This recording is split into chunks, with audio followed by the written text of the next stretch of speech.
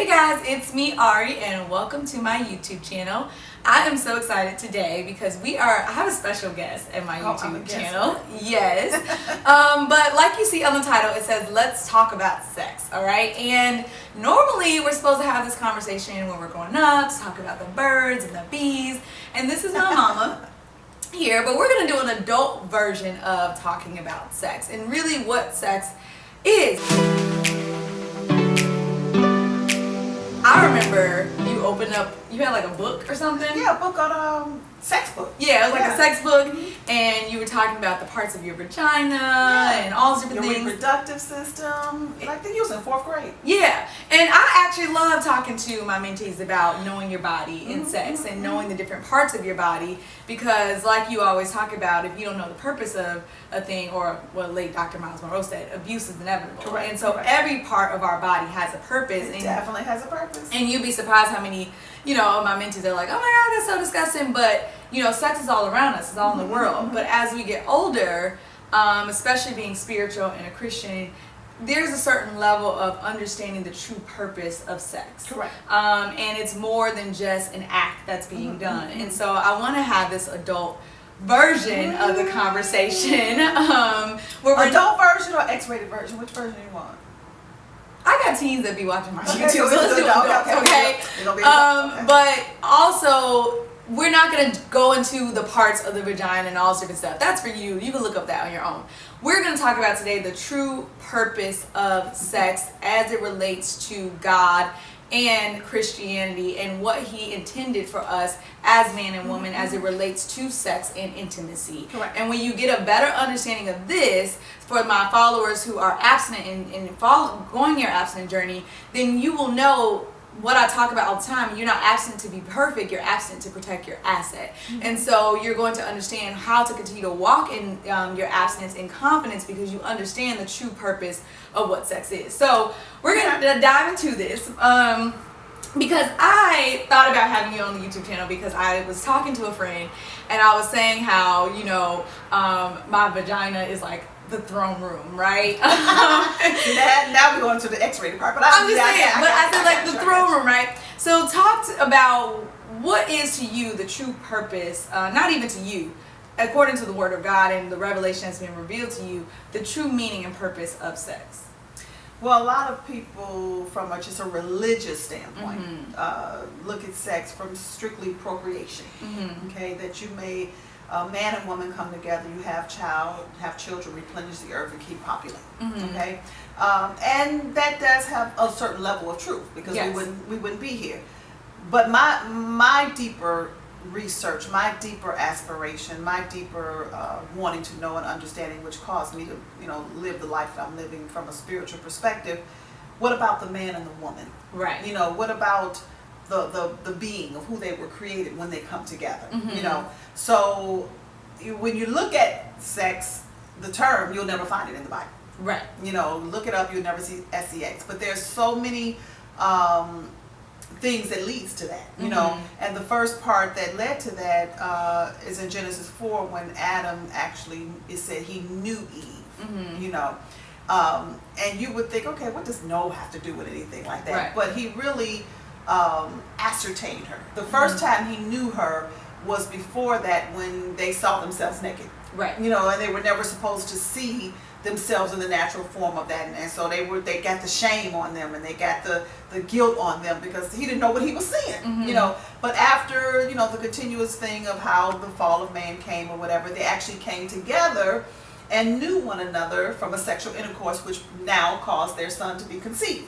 So when it says he knew Eve, he ascertained her. He made her sure of who she was as the mother of all living. Ain't that deep? It is.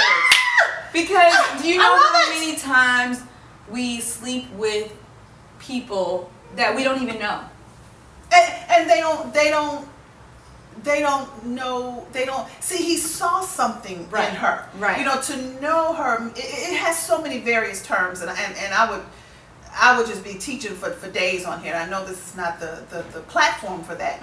But when it says to know her, he saw her. Right. It's something in her he saw. You know what I'm saying?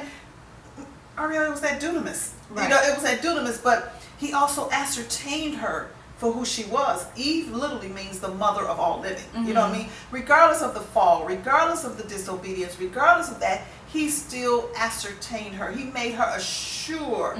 We as women need surety. Right. We need assurance. How many of us are having sex and they're not building us up. Right. You know, they're not making us sure that you are the woman. Right. You are the living woman of all that is attached to me. Right. And is that why the importance of when it says, you know, waiting to save yourself until marriage, because a man has made a decision to have you as the wife. So when you are entering into after marriage to have sex, as far as an intimacy standpoint, he has made a decision and a choice to choose you as his wife. Yeah, see, but I have a whole nother take on that. Okay. You know, I have a whole nother take on that because, first of all, marriage is for believers. Yes. Okay? Not because you go to church, not because you just in worship. What do you really believe in? Okay? Do you really believe in you? As a woman, I really believe in me. I really believe in who God created me to be. I really believe in loving myself as Christ loved me. You know, now if we get married, or I marry a man, shall I say, who doesn't believe in himself, who doesn't believe in who God created him to be, who doesn't believe in Christ being his all in all, and he knows his mission and his vision, why am I married? Right. You know, am I really married? Or do I just have a legal bound, you know, from a legality standpoint, which a lot of believers are living by the law. Right. They're living by the legality. They're living because, oh, he got a car, or he got a house, or he's a pastor, or he got this, or he got that, and I'm set up. You know what I'm saying? But in his soul, or in her soul, is uncertainty. Yes. In his or her soul is inadequacy. In his or her soul, or maybe or her soul, is insecurities, inferiority, you know, all the ends. You see what I'm saying? That has diminished them, and now you want to come together and have sex. You just got a whole lot of mess that you're just getting a nut. You're getting the climax, and a lot of women don't even get the orgasm. Right. Because a lot of men, because he's not sure of himself, do not know how to, oh my God, enter into her, see her, for ascertain her, because he hasn't ascertained himself. And so many women, if you look at statistics, don't even have experience of orgasm because it's not about the penis and just going in. What do you do with that? From a heart perspective. Right. See, I firmly believe that the penis is a tool to bring stimulation from the heart. And we're gonna. I want to see out with that. No, we're not gonna go into that. They gotta go do this woman. They gotta go to my dunamis woman for that. However, let's talk about this intimacy, right? Because you are, you know, people always use the term "into me you see," right? Yeah. And it's everybody uses it. It's kind of you know cliche, but when you talk about you know the assurance and true intimacy, there's a difference between sex and there's a difference between intimacy. And a lot of people have had sex, but they have not had an experience of true intimacy. No. And so explaining your aspect of what's the difference between intimacy and sex and the what does intimacy do for a woman and a man? Let me just go with my own. I'm gonna tell my story, my own life experience. And this is when I discovered intimacy, and it was so profound. Being a woman who have had sex with men, you know what I mean? And then I embarked upon, you know, he's my ex-husband now, but when we got together, it was intimacy. And the intimacy had anything to do with sex. Because of the woman before that, I had been going through my healing processes. I had been going through my own wilderness experience, and God really revealing to me who I was as not just the entrepreneur, the pastor, the prayer warrior, but the woman. So when I met him, you know, I was able to see into his soul. I began to we had a communication and a relation. I want to use that word, not a relationship, but a relation where we could sit down and just talk about anything. His ex-girlfriends, the pain he experienced. He would lay his head on my chest and he would just talk. He trusted me. You see what I'm saying? Particularly with the pain of what he experienced with her and the one before that and the one before that. That's intimacy. You have to be a hell of a woman, a dunamis woman, to know how to bring that intimacy where a man reveals his heart. He reveals his heart. Yeah. A man, a real man, all of our hearts have been broken. Okay? I believe in this era of time that we live on, the onus, we're looking for the onus to be on the man first, but I believe God is looking on the onus to be on us as women, to get ourselves together, to get ourselves healed, because they need us. I am the life giver, and I don't just give life from a natural birth, but now I know how to give life from a spiritual birth.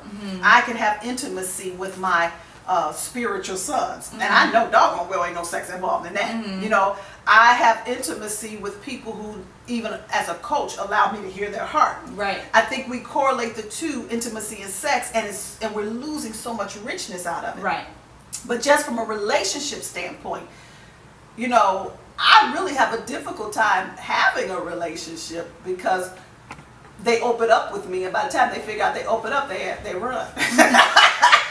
Because of the intimacy, and they never experience And you that. can have intimacy without even having sex.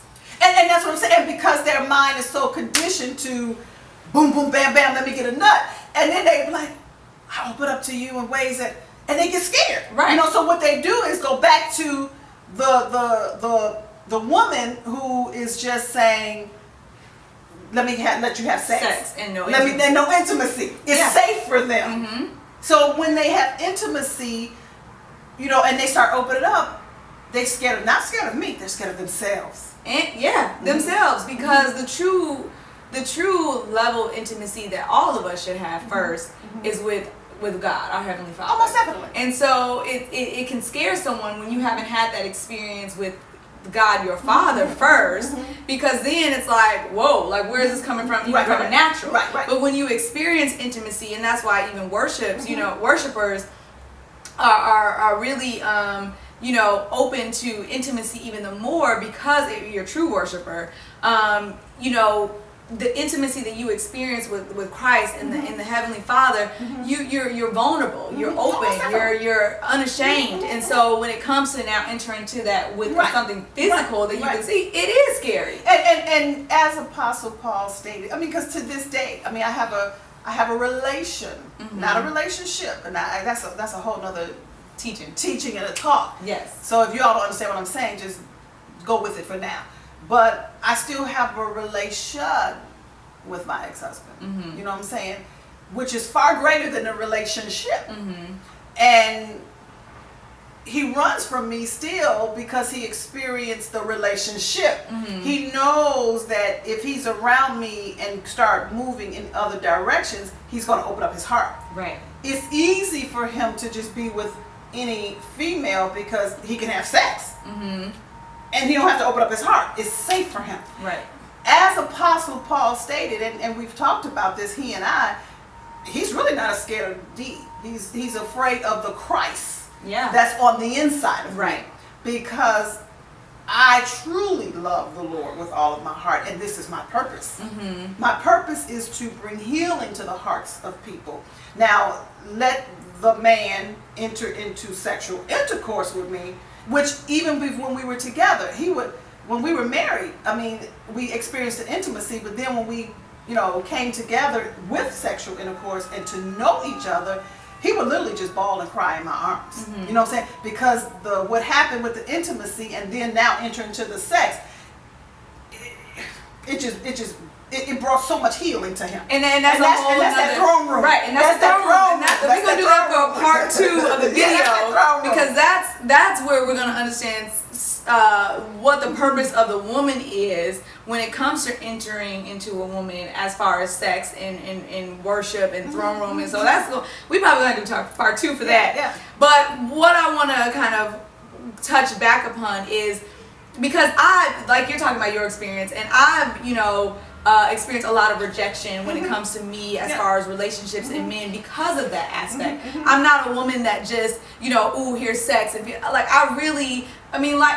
I come from you, right? As I'm learning and I'm gleaning from you, at the same time, intimacy is something that I have with, like I said, my mentees, the men, anyone around, because of the development as a young woman that I've been through. My conversation, my communication, the healing that flows through me, the dunamis, is a little bit different. But because I'm single, never been married, and in this younger generation of millennial men, it's alarming. Right, and so I've experienced a lot of rejection because it's so easy to just go with someone that you don't have to, and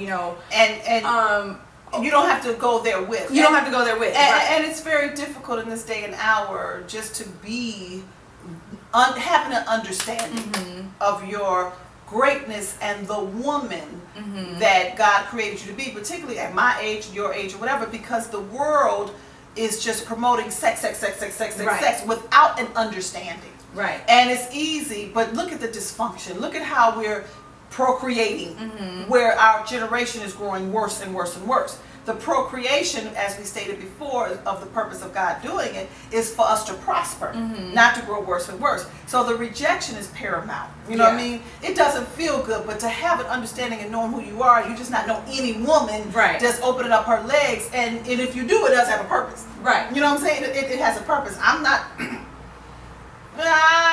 a big promoter of abstinence, and you don't know the purpose of it. And because even when I broke my 5-year abstinence journey, there was a purpose. There was a purpose of it. It wasn't like I was just, I was like, ain't no condemnation coming. No. Because it was a purpose, and I talked about, it was 5 years and I broke it, but it was a purpose. And so I wanted to end on that note of, one, understanding the purpose of intimacy and taking the difference between sex and intimacy. You have to get an understanding of who you are as a young woman, because this is not something that you can just implement and force when you don't have a true understanding of who you even are as a woman. Because intimacy, it goes both ways, but I feel like as a woman, like you said, we are the givers of life. We are the birthers of life. And so you can try me, you too, but I'm just saying. And you are. Yeah. But I guess for me, it's so much talk about so much out here now. Right. Without a firm foundation being laid. For instance, humbly saying, and I'm grateful that, I gave you and Allison what I did not have. Open communication. I had a mother who structured, disciplined, authoritative. That's where I got leadership from. But she did not sit down and have intimate talks with me. So I gave you and Allison and all my spiritual daughters what I did not have, intimacy. So what I'm saying is that we got a lot of stuff going on without a firm foundation being laid from mother to daughters. Right, and we'll have that YouTube video talking about the importance of spiritual mothering. Yeah, mother, and then now you got young ladies and 12-year-olds and 10-year-olds having sex, and the mother is 10 years old herself developmentally. You know what I'm saying? And so we're just observing and we're doing. We're just living and we're doing, and we don't know the purpose of what we're doing. Right. No? Yeah, and that foundation for all things, not just sex, but the foundation to be able to talk and educate and about life, period. Sex, money, power, dress, communicate. It's a lot. But regardless of that, everybody having sex. Yeah. That ain't stopped divinity, that's increased. That's increased. It definitely has. So we're going to do part 2 of this. Because it may be a lot to necessarily take in, but definitely you know how to connect with me on social media, to follow me at Hey Ari Speaks, or go to my website, www.heyari.com.